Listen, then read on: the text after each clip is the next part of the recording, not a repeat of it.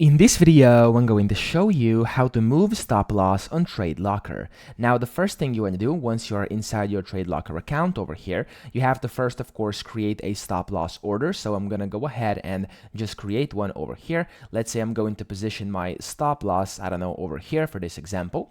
And then I'm going to go ahead and click on buy over here and then confirm.